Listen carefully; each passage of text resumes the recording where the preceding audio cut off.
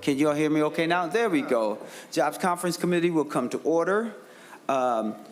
Members, this is for, Senate File 1832. What we're going to do, just as a roadmap, we're going to continue finishing our policy provisions just so that we have context and information about those things. After we do that, I am making a request for and calling a meeting of the chairs and staff along with the commissioners to have just a level setting meeting and all that other good stuff and sort of map out some strategies to deal with our targets and the timelines that we've been given by leadership. And then tomorrow, just so folks know, Representative Baker is going to have the gavel tomorrow, is my understanding. And then he will let us know what time we're going to meet and or how they're going to call that meeting in light of, wanting to recognize when the House is going to be in session and the Senate and just sort of navigate through timing challenges. So that is what we see right now. Any questions before I get started and before I recognize Chair Pinto, who might want to have some words? All right, Chair Pinto. Thank you, Mr. Chair. Grateful to folks for the work yesterday and grateful to you, Mr. Chair, for the plan to continue. We've obviously gotten budget targets, and so that'll be that adds a twist to our work. I'll maybe ask if staff, Mr. Chair, if this would be okay with you. I'm assuming that staff has had the chance to pull some materials together from what we did yesterday, and then the conversation today will sort of add to that, if that's what you're thinking, Mr. Chair. Thank you, Representative Pinto. So yeah, the whole idea is to see if we can add to that list of things that are in what I call the parking lot of potential agreement, because we have not formally adopted or accepted any of the provisions, and then those provisions, and then we can identify those provisions that we need to put to the side or answer additional questions because they may be appropriation related. Okay, is that okay? Yeah, thank you, Chair. Yes. All right. Yeah. And I'm going to try to move expeditiously but substantively because I know that we have some time constraints for today. So, but do not feel shy about asking questions. And actually, Chair, Chair Pinto. Thank you, Mr. Chair. And I did have some follow-up information about one of the items we discussed yesterday, which was extension of appropriation to Ramsey County. There was a question about the length of years, and I've heard from the county that the 2027 date, which I think is in the House version, and maybe we already were going to do that, I can't quite recall, but if so, just confirming that that's okay with the county. And thank you, Chair. Yeah, got you. So if that's the case, then we can look at adding that to that list of possibility. Okay? Was there another provision that you had information on, Chair Pinto? Thank you, Mr. Chair. Yeah, thanks. I think, I know we had spoke with Chair Baker and looked at the one about the Arrowhead Opportunity Agency. I'm not sure if we're quite ready with anything to propose on that as of yet. Mr. Chair. Yeah, there was probably nothing because that's one that we felt we still need to have some discussion around. And I think, Chair, the idea was to be able to meet the Senate's concern about the capital project, and there was another way to possibly get at that, but I think Chair Baker may have information. Senator Baker, excuse me, Representative Baker.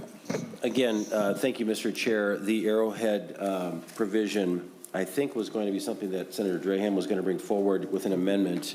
But I don't know, can we do that if we're not taking any action today? No. So I just want to know the procedure here, how we want to move forward. So, Representative Baker, maybe what we should do about that provision is hold off on that one until we get the others here, because I know that's something that Senator Hoshaw would be interested in hearing as well.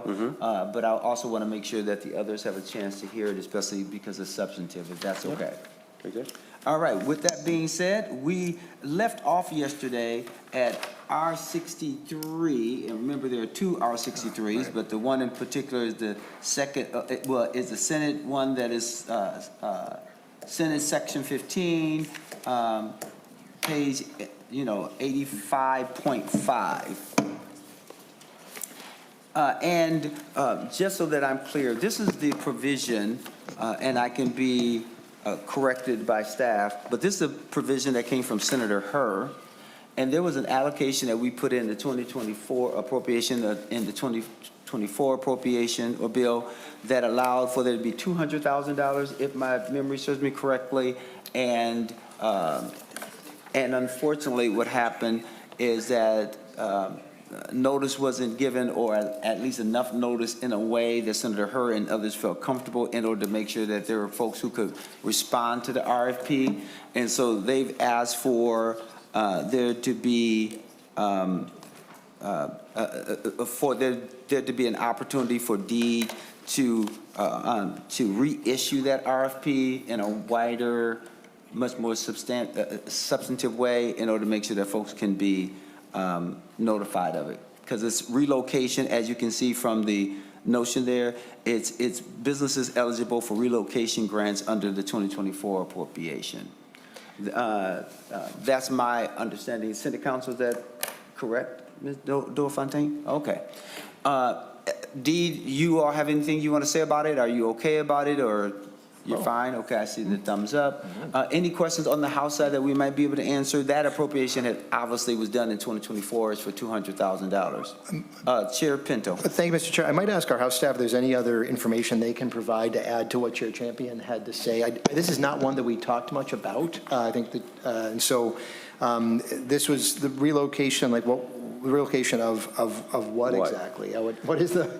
What is it and where is it? So my understanding is relocation for meat cutter plants, right?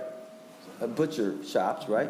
And I know this was something, you can come forward and maybe the commissioner can certainly fill in, and I don't have to feel like, well, I know what they are, but I can phone a friend. Commissioner, identify yourself for the record and tell us a little more about the topic that is being discussed. Chair Champion, members, thank you. I'm Commissioner Matt Verlick from Deed. What I recall from the conversations on this one is that our department did advertise and promote, including through various partners, this opportunity. Didn't get, I think, maybe any applicants, or at least no eligible applicants. And the request was for us to reissue it, but our staff's recommendation was that there wasn't time to do that in how much time we had left on the clock before the money expired, and also that it was not customary to do a reissue like that, which we want to be consistent, of course. But in this case, I think we don't have concerns if the legislature tells us that we can extend the money and do it again. Any questions for the commissioner? Representative Baker.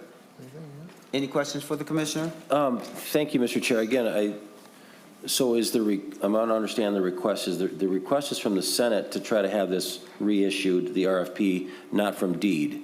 What I hear Deed saying, Commissioner, was that you did your due diligence, you put it out there, you didn't get any applicants, and so you are ready to move forward. I guess I would just maybe ask the Senate then, what would be the purpose of doing this again if the first time around didn't get the results we wanted? I'm just asking, why are we going back again if we didn't get the results the first time?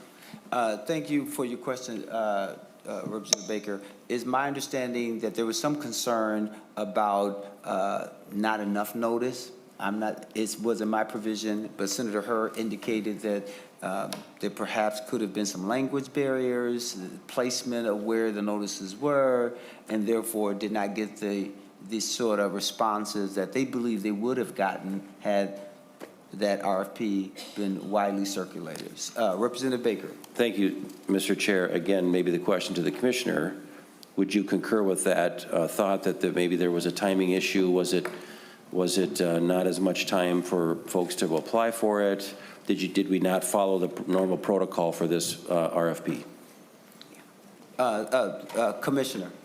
Mr. Chair, what I recall from our staff is that we felt good about the efforts we made to improve it, but Senator Hurd, I believe, made the case that he had additional ideas for outreach that we could do, and so it would not be a fruitless effort to try again, because there would potentially be opportunity to reach folks we didn't reach the first time around. Follow-up, Representative Baker. Mr. Chair, yeah, final, maybe, so are you going to be changing and tweaking the RFP process, or maybe the RFP language to have it maybe more opened up? Again, I don't want to recreate something that if the legislators last session gave you something to work with and now we have to change it again, I just assume we tried it, didn't get any takers, we take the money back in, we use it for other purposes. But again, I just want to know, because we didn't hear this on the House side, I didn't hear any of this concern, and I just want to make sure we understand why we have to do this again. If the department did follow everything they were supposed to do, why are we doing this again? I still don't understand that. Any comments, Commissioner?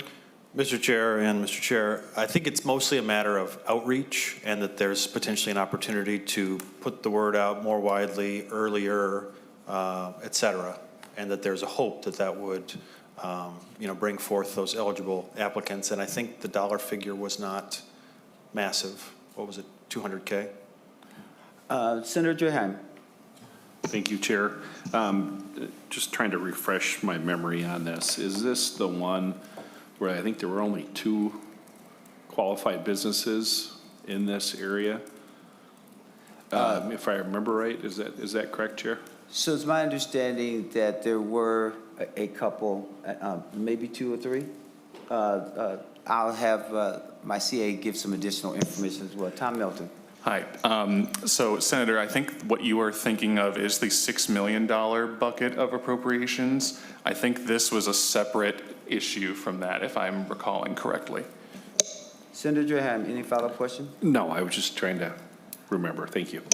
All right, so committee, we could move it to the side and say not do anything on it, or if you have some thoughts about it. Senator, excuse me, why do I keep calling you Senator Baker? Not sure, Mr. Representative Chair. Baker. Thank you. I guess I'd like more follow-up if I could, and we'll come back to this one maybe. If we could just get some more feedback from the department, or if the senator has more information on this, I'd love to hear it. Again, I support generally the meat packing or the meat cutting programs and things. I need to know kind of what what would we do different, and why are we taking another swing at this? So I just wouldn't mind if we could get more information if we could, Mr. Chair. We'll certainly do that. I'll have our CA, Tom Melton, contact Senator Hur and ask him to give you a call. We're now moving on to the next R63, but this is, in Section 16, Bill number 85.11, but it's on, obviously, R63. This is where you see in Section 16 that it directs the revisers to change the term Small Business Growth Acceleration Program to Made in Minnesota program in Minnesota statutes. And I believe that came from Deed. Is that correct? Or who? Enterprise Minnesota. Anyone from Enterprise Minnesota here? And while the person from Enterprise Minnesota is coming down, who will identify themselves for the record, and we'll all recognize that face right there in person right there. Mr. Chair, you don't look any different than when I served with you in the House. That's right, that's right. And we go to the same barber, it looks like. Identify yourself for the record, that'd be great. Thank you, Mr. Chair. Marty Seifert, I'm with Enterprise Minnesota. I just started representing them just a few months ago, so.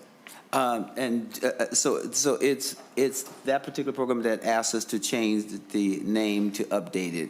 Do you know anything about the rationale? Mr. Chair, Enterprise Minnesota will stay the same under the legislation, but the program that we use to help fund training and manufacturing, during the House hearing, Representative Baker, we had Hanson Silo come in. It used to be called the GAP program, that filled the gap for training dollars. And we decided that a better marketing strategy was Made in Minnesota. And so Enterprise Minnesota will stay the same. It's a statutory nonprofit. Legislature has named it. We're a quasi-agency. But the main program of which we help in manufacturers will be called Made in Minnesota. All right, any questions for the testifier? Chair Pinto. Thank you, Mr. Chair, and thank you, Mr. Seifert. There was some discussion yesterday about this term Made in Minnesota as being something that has appeared in other places too. How would you address any concerns about confusion or that kind of thing? Yep, Mr. Chairman, Representative Pinto, it's a good question. I don't think any members were senior enough to be here in the 1980s, but there was a bill in the legislature that passed in the 1980s that required the state of Minnesota purchase items made in Minnesota before other states. There was retaliatory action from other states against Minnesota, and it was repealed the next year. That was called the Made in Minnesota program at that time, and it's why it's been a controversial topic, but we don't believe that this is controversial in the sense of naming it that way. But that was maybe what you heard, a little residual background from that. Representative Kahn, Representative Mary Murphy were the two that told me about that. And sometimes that's why term limits aren't always a good idea, because those senior members can remind us why bad ideas sometimes come around every 30 or 40 years. So that was the residual bad appetite on Made for Minnesota. Made in Minnesota. Chair Pinto. Thank you, Mr. Chair. What I'd heard actually was less that it was a problematic term for anybody to use and more that it was a term that folks thought has been used in other contexts or is being currently used in other contexts. I just did a quick look and only found, I think there was like a store, I don't know if there's, but that seemed to be the discussion yesterday, that it's actually being used by in other contexts. Wouldn't necessarily prevent you all from using it as well, but I think there was the confusion more than anything else that the concern was. Okay, that's a good point, Mr. Chair. We didn't know of any others when we decided to do it. And then final thing, if I can. Chair Pinto. Thank you, Mr. Chair. And then final thing is just to confirm, so this small business, the thing that's currently called the Small Business Growth Acceleration Program is run by Enterprise Minnesota. It's unique to Enterprise Minnesota. And so basically, if I'm right about that, that you're saying, hey, this program that we run, we'd like to change the name of that program that we run. We think it'll work better with this name. To the testifier. Yes, Mr. Chairman, Representative Pinto, we would like to do that. Because we're a statutory nonprofit, we are charged in statute to do the things we do. So we do need legislative permission to do this. We can't just do it on our own. Okay, good. All right, thank you, Chair. Any other questions? Any other questions for the testifier?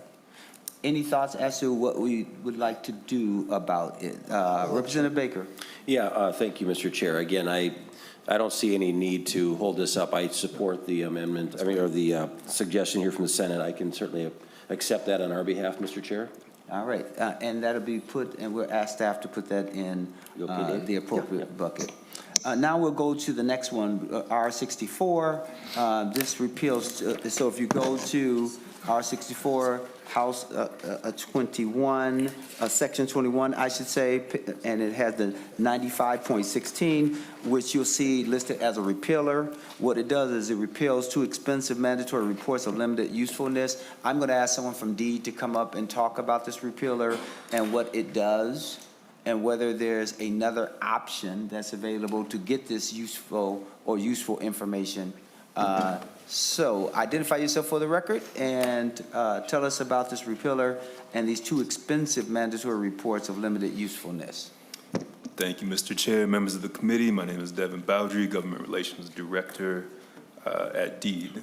Let's see what I've learned about these reports here. So we are proposing to sunset or repeal both of these reports because we feel they're wasteful and duplicative with information we already provide to the committee.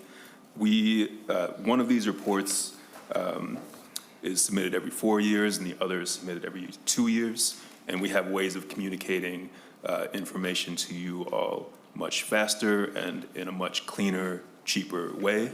One of them being the report statute that we discussed yesterday regarding the hospitality appropriation. That's 116L.98. That is our uniform report card. It has the 16 different metrics of workforce reporting. It's got wages, tracking, a year or 2 years out. It's got demographics. It's got all of that.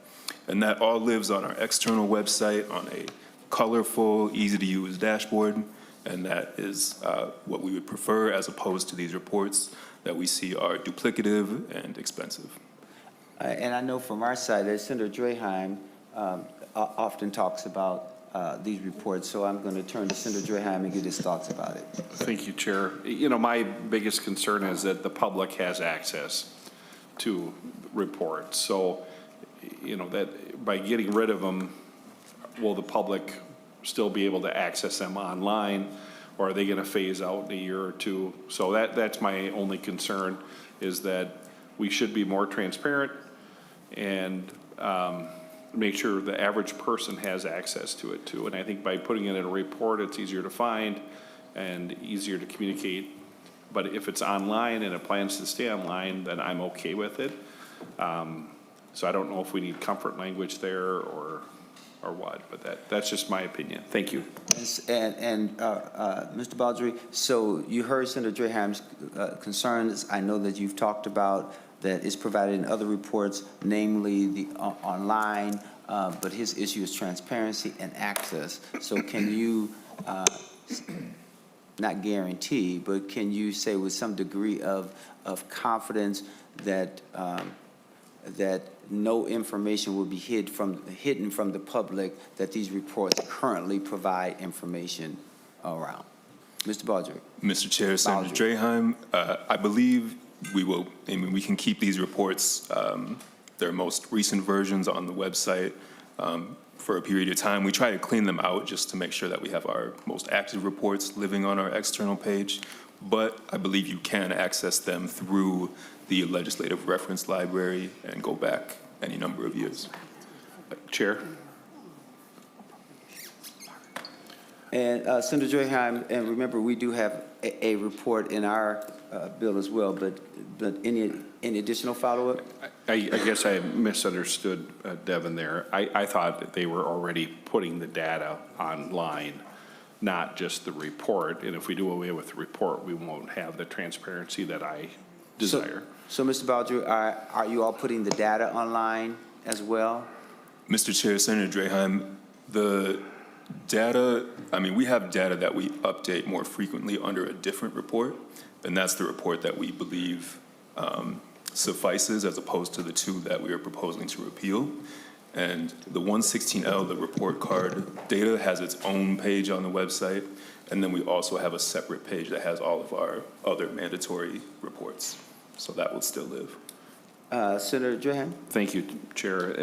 I guess as long as there's data out there that the general public can access, that's my biggest concern. Thank you. Representative Baker. Yeah, I think too, just to, Mr. Chair, what we heard in our side of things from our non-partisan research, and maybe I'll have Ms. Shalene just copy on this or comment on this, is there was nothing that is not available in other reports. This was a duplicative. We're not taking any information away from the public. We thought that this was really just an expensive way to deliver things we're already delivering. If Ms. Jolene wanted maybe just to confirm that for me, but she was very convincing to us that evening, late evening, if I don't remember, with the department too. I think it made a lot of sense to do this, but I'd like her to explain that. Thank you. Ms. Jolene. Chair and members, so one of the reports, it is reporting the information. So DEED does annual program summaries that give all the metrics on the programs. One of these reports we're getting rid of or proposing to get rid of does the same information, but every 2 years. So the information is already being produced in the one-year reports, and we don't really need to do a second version of it. For the other one, it is quite expensive study that we pay an outside economist to do, but all it establishes is that in general, all workforce programs for adults together are more effective than doing nothing. It's a very good thing to, academically to establish that that is true, but it's not necessarily something the chairs were interested in paying to produce every 4 years. As I believe I was told the estimates for the next report were, Deed could speak about that. Any other follow-ups? Chair Pinto. Thank you, Mr. Chair. Thank you, Chair. And just to build on what Ms. Shalene said to Senator Draheim and others, it was our understanding these reports are pretty expensive, and it's multiples hundreds of thousands of dollars. We had thought that eliminating this requirement would then save us that money, but it turns out because the reports have not actually been, because they're future reports, they're not built into the forecast. So the point is, if we don't repeal this, we will face several $100,000 in additional cost to discover that, in fact, it is better to have a workforce program than not to have one, and to have our reports that are reporting annually, anyway, to the stuff that she said. So this is a cost to doing this if we don't repeal these reports. Any other questions from the committee about this provision? Senator Draheim, are you okay with this provision? All right. It appears that we would direct staff to put this in our pile of those things that are okay. All right. Now we'll go to R67, which is a Senate-only provision which is to modify the Can Start Up loan program by increasing the maximum state contribution to a loan and making other administrative clarifications. And that is on R67, sections 1 and 2 at 89.3. Is this Ms. Johnson? Are you hiding in the back? From MCCD. So if you can come and talk to us about that provision and what you're thinking and why the changes, and then you will field questions. State your name for the record and go forward. Sure. Thank you, Chair Champion. My name is Carrie Johnson. I'm the Director of State Policy and Field Building at the Minnesota Consortium of Community Developers. And this policy change is something that we were advocating for this session, and I believe DEED has no objections to the changes. We actually worked on them with some, worked with DEED on some of the changes as well. So when the program was originally drafted in the larger cannabis omnibus bill in, I believe, 2023, this program was originally drafted as a grant program, and then wasn't necessarily, everything wasn't changed over to make it a proper loan program. And there also wasn't consultation with organizations that do small business lending that would ultimately apply for these programs in the competitive RFP. And so we went through and made some suggestions, including increasing the loan cap amounts from $50,000 to $75,000, or with us, if there's a match, increase it from 150 to 200. And then also to kind of put in, because right now it says that the cannabis micro business that receives a loan may apply to renew annually, and that is very costly and time consuming to do an annual renewal for a loan. So those are the provisions there. And then in committee, I know we did add an amendment to clarify the interest rate or fee equivalent for the loan interest rate amount, and just some other technical changes as well. But happy to answer any questions. And I recognize that this is tied to appropriations and that sort of thing, but want to get any questions answered from Ms. Johnson. Any questions? Senator Draheim. Thank you. And I first start out with a statement, I guess. And, you know, I know in another part in the bill, we agreed to lower the threshold for maximum, and here we're raising it. And at the same time, I just had a gentleman come up from one of my counties concerned about all the cuts and shifts that we're doing to counties. And I have a problem with expanding our loan program for more dollars when we're shifting such a big expense onto our local counties and our long-term care facilities, et cetera. If anything, we should be lowering these limits in tight economic times, not raising them, is my opinion. And the maximum number of loans, I would put at 1 if their money's tight. And I know not everybody will probably have that same thought, but I just thought I'd share my feelings. Chair Thank you. Pinto. Thank you, Chair. I guess one clarification, as I understand this, this would not in any way change the total amount of money that would go out under the Can Startup program. I know folks have different feelings about cannabis and about the program, but I think both sides of the budget, both House and Senate, are assuming ongoing funding for the program, and I think this is just to make it work better. But I do, Senator Draheim, just want to confirm, this would not, as I understand it, maybe the testifier can confirm this, this wouldn't cause there to be more money in the program overall, and maybe the testifier could just talk about why it is, in fact, necessary, because as Senator Draheim points out, we had a separate area, we lowered some limits, why the need? And I'll just say I had heard that this will make the program work better again without changing the total amount that goes on under it, but if you could provide some background. Ms. Johnson, if you can answer those two questions. Yes, absolutely. Chair Champion, Chair Pinto, and Senator Draheim. So, we, as we were looking into see if whether or not we could be a lender for this program, in discussions with other community banks and partners, had some concerns that the maximum loan amounts would not be sufficient to meet the needs of these particular businesses, given the need for increased insurance and security, and product is more expensive. And so wanted to make sure that we had more funds available to actually make sure the businesses can succeed. If we lower the amount, I'm not sure that many businesses would actually be able to get sufficient funds in order to actually operate as well as they could. And then I just want to state also, I know there is funding tied to this program, and I have emailed all of the chairs. Because it is a revolving loan fund, I have asked or suggested that we are okay with the ongoing funding being cut by $4 million to just have $2 million in this program, because it is a revolving loan fund, so.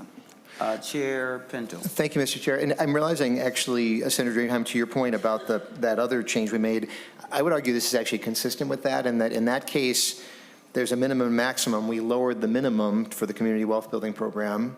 In this case, we are expanding the maximum. But in both cases, we're just making the programs apply to a larger range of businesses. So in the prior one, we lowered the minimum. This one, we're increasing the maximum.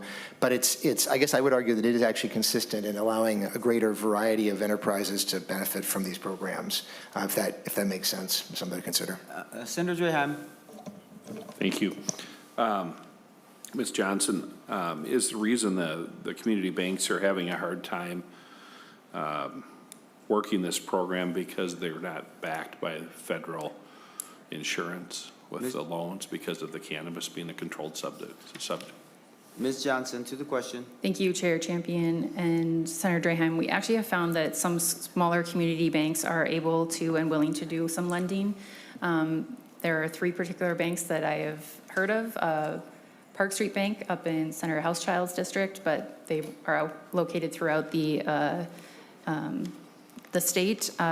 Stearns Bank, located in Stearns County, and then Union Bank in Minneapolis. So it is a business decision for those banks as well to make that decision, but they are community banks, so they have different regulations than, say, the larger banking industry.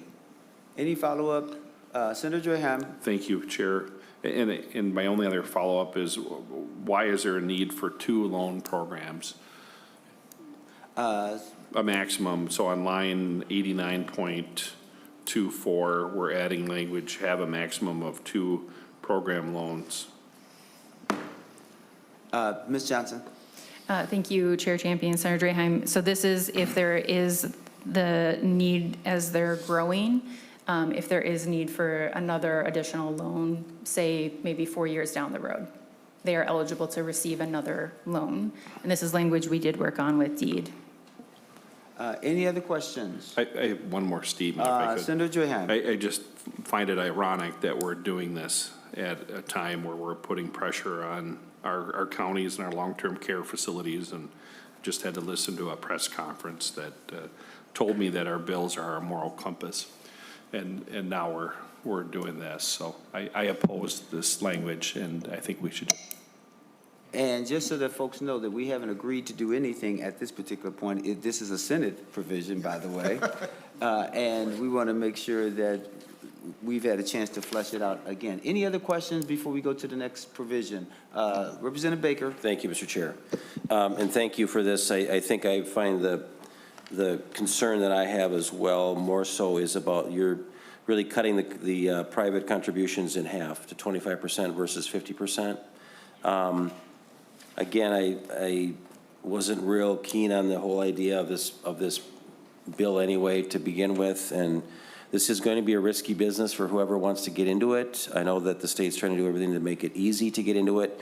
Why did the language change now, do you think, after the original launch of the CAN startup program from the 50 to 25%? What do you think what happened in the meantime to make this go down? Thank you, Chair Champion and Chair Baker. This was in conversations with folks interested in starting these businesses, and again, just knowing that there's minimal additional private financing available to match to lower that amount. But open to discussions if that is not sufficient. Representative Baker. Yeah, again, this is part of the getting the bill right from the get-go, and I would have assumed that those would have been kind of vetted before the bill would have passed, and these are the kind of things that we're understanding now after it's really not out there yet, it's not in law, we're moving this thing forward, but it's, when we write a bill out of the gate, we got to make sure that we get it right. So I have issues, and I know we're not deciding things today, Mr. Chair, but I do have issues with this as well, so thank you. So we'll put this provision off to the side and come back to it some other time. Thank you, Ms. Johnson. We really appreciate you. For staff, the R68, didn't we go through that already? Was that the one where there's, no, okay, got it. All right, so we're going to look at R68, 1 through 6. R68. And specifically at 90.27, that's where it starts. And Ms. Doyle-Fontaine, will you go through the change provisions there, or the clarifications to the Promise Act? Yes, Mr. Chair and members. I think I discussed this briefly yesterday when we talked about the 2023 appropriations language, and kind of mentioned that that was separate from this article that just contains the Promise Act sort of administrative grant and loan provisions. And what is incorporated here were some suggestions, some administrative fixes and things that would make the program run more smoothly for the various organizations that were administering these programs, including NDC, also some feedback from DEED, and then some feedback from the Minnesota Initiative Foundation. So those were incorporated here. The NDC changes you'll see are to the grant program, the Promise Grant Program. Some of the language that was tightened up a bit, it regards the prior taxable year.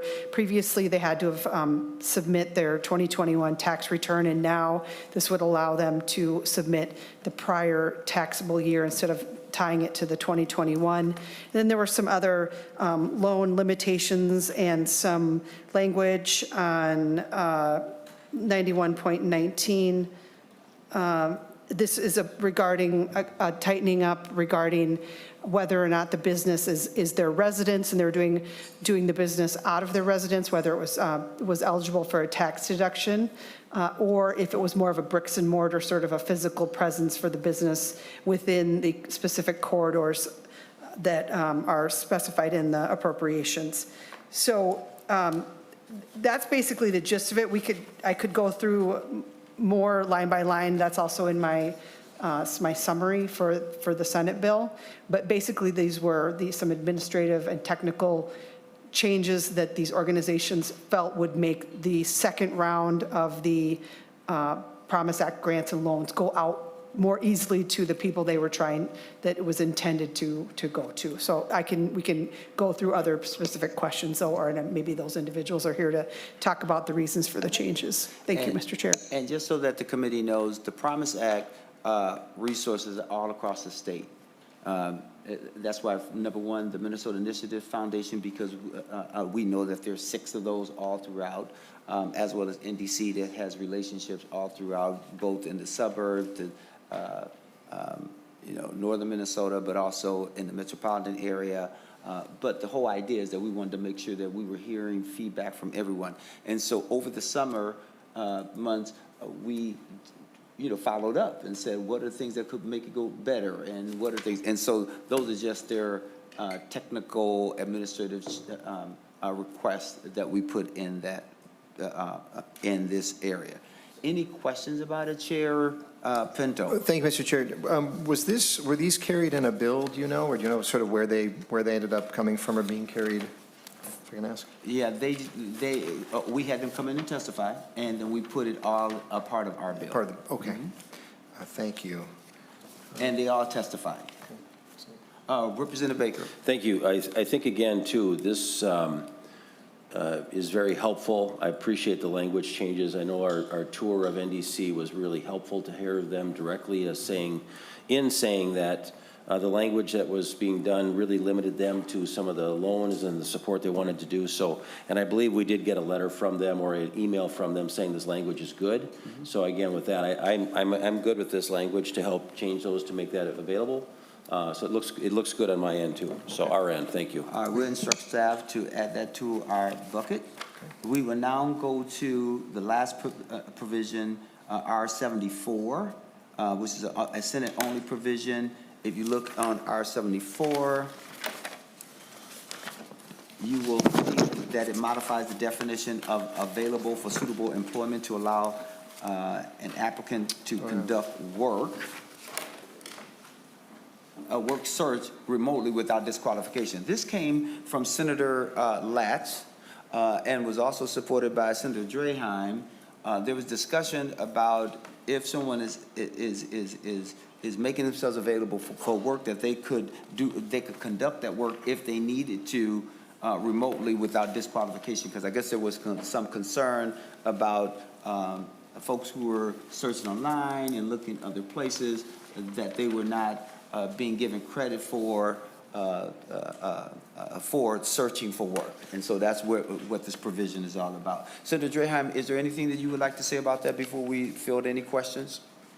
No, I just want to speak in favor of it, obviously, and I think it's just updating our standards a little bit to the modern-day workforce. So that's it. Any questions from the House? Chair Pinto. Thank you, Mr. Chair. I might ask to just get input from the agency, if we can, on this one, just to see what they would have to say. Sounds good. They are approaching the table now. State your name for the record and provide your testimony. Thank you, Mr. Chair and members. Devin Bowdry, Government Relations Director at DEED. We understand the intent of what the original author is trying to do, and we already administer the program in such a way that his intent is met. And in speaking with the unemployment insurance team, they did not feel comfortable with the language as worded. They would advise that we take this, if you want comfort language and feel that the statute needs to be updated to reflect that intent, that we take this to the Unemployment Insurance Advisory Council and discuss it there. In particular, unemployment insurance is a big program with a lot of federal oversight, and that's not something that we really want to put at risk by tinkering with the language in this way. So they had administration concerns, and we already administer the program to allow for remote work search. So it's met.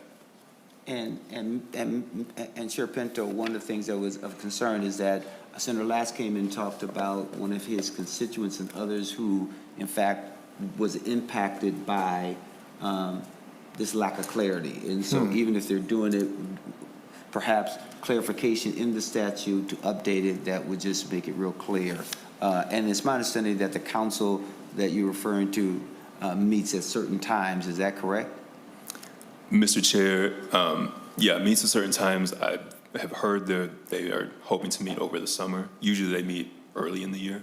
And so with that being said, that council hasn't met yet. We're not sure when they're going to meet, but we at the Senate thinks this comfort language and this updating language is important.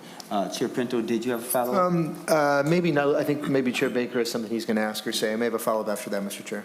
Representative Baker? Yeah, thanks, Mr. Chair. Again, I think as an employer myself, what I don't want to see, and I want to maybe I need to process this a little bit more, I think, just to understand it better. But right now, unemployment insurance applicants, it's getting to be a bit of a gray area, how much they're really looking for work, and if they're doing it online, and if it's just, we're as an employer, I see firsthand, this needs to be very, very carefully looked at. So I just want to make sure that we look at what this means, available for suitable employment. They do need to be in person and available for in-person interviews. I'm concerned that is the agency following up to see if you're on unemployment? Are you actually looking for work? Are you doing what you're supposed to be doing?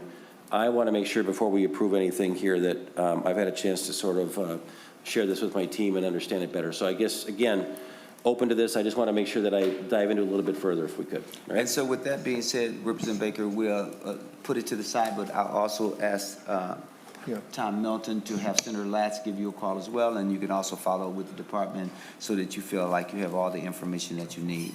We now proceed to R75, which is a Senate-only provision, and you will see that it's Section 5, line 97.26. Okay, and that's where it starts. But the whole idea is that this came from Senator Claire Umu-Verbaeten, and this is just around that the penalty is the greater of 500 or 100% of the following resulting from the employer's action. So there was a desire to change that from 50% to 100%. Maybe Senate Council can also make certain that I am explaining that accurately. Representative Greenman? Thank you, Mr. Chair. This was Senator Umer-Verbaeten's in the Senate. It was my provision in the House, and I think it's half of the provision, but for folks who, and I'm glad the agency's there, what this is about employers in the UI system, employers who, and if you read the language, make false statements without good faith, or knowingly fail to disclose materials in order to give UI to folks who are not entitled to it, or prevent or avoid paying UI to folks who are eligible. All this does, and I think one of the things that, the reason that this is in this is that in the misclassification task force, one of the things the OLA said was that specifically indeed is that basically because of the penalty structures which haven't been updated and because of the way that the language is written, when folks are found to have misclassified workers, basically what they have to do is pay back the resources that they should have already paid, and there was a need to increase penalties. This is only half of the provision, but this half seems just intuitive to take on the issue, not just of misclassification fraud, which is the C, but also the issue of defrauding UI if folks are not eligible and collect benefits. And I'm interested in what the department has to say about your position on this. Any additional questions about this provision and or what you all think about it? So did She was asking for the department. and I know that she wants the department, but I want to make sure that you guys are teed up. Department, so Mr. Baldry. Mr. Chair, Representative Greenman, we're not in opposition. We're neutral on this. This is language that we can administer. No problem. Representative Greenman, any follow-up? Thank you, Mr. Chair. I just think that the House has spent a lot of time thinking about the issues of protecting the government benefits and protecting folks who want to defraud our system. This is a relatively small provision that would just say we're going to ensure that 100%, as a penalty, 100% of what they deprived the amounts of unemployment insurance or the amounts that had been unlawfully paid out are part of the penalty structure. So not sure where other folks are at, but it's a Senate provision that I hope the House takes. Any other comments? Representative Baker. Thank you, Mr. Chair. You know, I don't mind having the penalties, again, right now, the penalty is $500 or 50%, whichever is greater, if I understand that right. And we're changing it to possibly 100. What also happens, though, is when an employee is fraudulent and gets caught, what is their penalty for the employee? Typically, what it is they have to pay it back with an interest. So I just want to make sure that as we talk about this issue, I'm uncomfortable doing anything more punitive to businesses in the state of Minnesota. I want to catch bad people if they're defrauding us and doing this, but I think a 50% penalty already is pretty stiff. But I also want to know, are we treating the employers as equally or, you know, as an employee that is knowingly taking unemployment insurance when they're actually working? And I think that I've seen things on the side where employees are not certainly being held to the same level. And if we want to level set a lot of these conversations around here, I want to at least make sure things are being talked about on both sides of this too. So I guess right now I've got concerns about this. This is maybe why the House didn't have a position, because I didn't want to maybe bring more penalties to this. this side of things. So I guess I've got concerns with this, Mr. Chair. So we will set it to the side, because it's my understanding that this provision seems to be about, like, for an example, if you owe me $100 and you don't give me the $100, that, you know, then when you get caught, that you don't have to give me my $100 somehow, right? But like 50% of it. But anyway, the bottom line is we will put it to the side, and hopefully that we can have some additional conversation about it later. With that being said, we're going to R76. Yeah, the labor is right there. Okay, so R76, this is a Senate-only provision, and this is Senator Hochschild's provision that's in our bill. If you look at R76, so we'll make sure that you have that information in front of you. Section 6. And this has to do with unemployment insurance, extending additional 26 weeks of unemployment benefits for those folks who are laid off on the iron range. So I'm going to let Senator Hochschild speak to this R76. Thank you, Mr. President and members. Yes, as many of you know, we had 630 steelworkers laid off at the Minorca and Hibtac mines. This is a really difficult circumstance. These particular layoffs and shutdowns of these mines appear to be for a longer term. And so we want to make sure on the Iron Range that we keep our steelworkers in our communities so that their families stay, our schools stay full. And the impact of this type of closure on the range is the equivalent of a Target and Best Buy closing in the Twin Cities. It's a very, very substantial hit on our economy. These are some of the, working class jobs that we really rely on the Iron Range. Mr. Chair, I appreciate your support as Chair of Jobs, both for this bill as well as in 2023 when we provided an extension in unemployment for the workers at North Shore in my district, and hopeful that we can get agreement to pass this provision on and take the Senate position. And Representative. Thank you, Chair, and I concur with Senator Hochschild. This is really an essential component that we have for the miners in northern Minnesota. And we have a lot going on up there. We've had tough winters. We have fires raging right now. And they need the security to know that they're going to have this unemployment secured. If they don't, then the issue is not just the miners, it's their significant other that leaves our region. And it compromises our critical access hospital staffing, our ambulance staffing, all the schools, the entire infrastructure is compromised for northern Minnesota. So I urge us to take action on this and support this. Thank you. And it's my understanding that the House has a similar provision that was in a standalone bill. And so we took action in our bill this particular way. I recognize that it's a fiscal issue because, there has to be some money for it. And so I'm open to hearing if we want to put it over in the pile of some agreement, but we recognize that we're going to have to deal with this in real time, or what? Representative Baker. Thank you, Mr. Chair. Again, I appreciate both Senator and Representative to talk about this important issue. I think we just want to make sure that when we have a full complement of members here, that we also look at the spin-off businesses so they're not negatively affected by the UI experience rating as well. So, I mean, again, I highly support this move to help our Iron Range folks that are in a really, really bad place. I know a lot of the Rangers have been working on this, our members, and so I really appreciate that work a lot. I just want to make sure we put it on the side, Mr. Chair, and then we'll bring hopefully the other tweak to this to get it so that it doesn't affect the other spin-off businesses that are also affected. All right. And so thank you.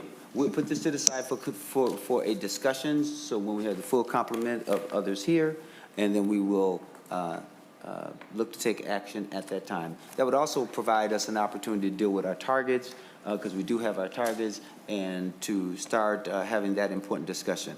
With that being stated, that ends the jobs portion of things. I did not want to go forward and do the labor portions without our labor lead, Senator McEwen here. And so I naturally assume that that'll be something that we'll do tomorrow, especially if there's a desire to, come back and for Senator McEwen to join us, because I know she's at other meetings and dealing with some other things today. And Representative Baker will be the one who will have the gavel tomorrow. But the other request I'm asking is for all chairs and staff, namely, Senate Council, fiscal staff, and then, of course, CAs and that sort of stuff, gather with me in conference room 3414 immediately following this, immediately following adjournment. I also recognize that Representative Baker has a time element, so the sooner that we can get up there. And I would also like commissioners to join us. So I know that sometimes people like to gather and talk and do all the other good stuff, but we will adjourn the committee, those folks that I just talked about, for us to go to 3414. Senator Draheim, did you have a question? I just had an amendment that I think we'll just share with the committee, the conference committee, for next time. I just wanted to know how you wanted to handle suggestions moving forward. So Senator Draheim, maybe it might be best for tomorrow when we have everyone else here, so that your thoughts will at least, be entertained by everyone, so that you're not missing anyone, if that's okay. That's great. I think Representative Pinto will be chairing tomorrow, and I don't know how you do it on the House, or Senator Baker, Representative Baker. See, I'm doing it too, sorry. How do you normally handle amendments for committees? Do you guys have any rules ahead of time, or just? Mr. Chair, if I may, just again, tomorrow, I guess I was just going to kind of set it up a little bit. I think we're still on for 1 o'clock tomorrow to convene. Again, we know right now things are very fluid in this area. I'm hoping that tomorrow is a very productive day for us after a good afternoon of conversations. I would welcome any amendments tomorrow to those kind of things if they're relevant to what we're dealing with. Again, talking with our current chairs. So I am hoping to do some adoptions if we have a full team here to get things moving along. I haven't officially heard about a time requested we want to be done with. I've heard it from secondhand folks, but I want to make sure I hear it from my leadership as well. But I know that we are very committed to getting our work done on time. So I'm working on that, but I do expect a pretty active and fast-paced meeting tomorrow. So let's work towards that, and I just appreciate, hopefully we'll have everybody here. Thank you. So bring your amendments. Chair Pinto, any last minute? Yeah, just a couple quick things. I would ask Senator Draheim, certainly I would be eager to have you receive any kind of amendment or language suggestion you have. You can send out even in advance. Consistent with that, I'll just urge even folks watching this, if there's anything even that we've had an informal agreement on, if folks have input, things are moving very quickly, so we're eager to receive that. The final thing is, I believe that we're in the middle of a weather situation, so folks are not, maybe even inside of a tornado warning. So just sort of if folks are heading out, just to be aware of that, maybe check your phones. It seems like that is happening right now, exactly where we are. And not only is he a brilliant policy mind, he's a weatherman as well. So no, listen, I'm messing with you. All right, come on, you got to be able to have a little levity, okay? Members, just so that you know that there's letters and testimony received about the members, just for one last second. There's letters and testimonies received that was sent to the conference committee. Thank you to Travis for being so thoughtful to copy those things. This will give you a chance to see what information that we've received thus far. You have letters from Big Brothers Big Sisters, Finishing Trades Institute, City of Burnsville, American Indian OIC, just a coalition, a cross-section of letters. Okay, with that being said, the Jobs Conference Committee is adjourned, and now I expect to see the others up in conference room 3414. Thank you.